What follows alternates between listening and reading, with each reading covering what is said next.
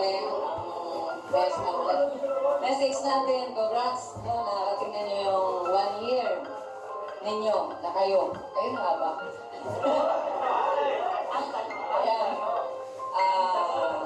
Huwag niyo kalimutan na siyempre nasa social media tayo, no, kayo. So, kung ano yung kayong dati na pupupukan tinanggap kayo ng mga tao, yun, panatilihin ninyo yun.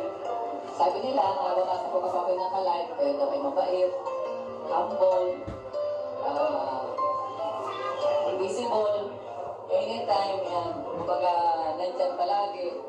At hindi daw nagbabago kung noon hanggang ngayon. So, yun, panatilihin niyo yun para tumagal. Yan. Katulad ng inyong motive. Yun ang motive ninyo, ano?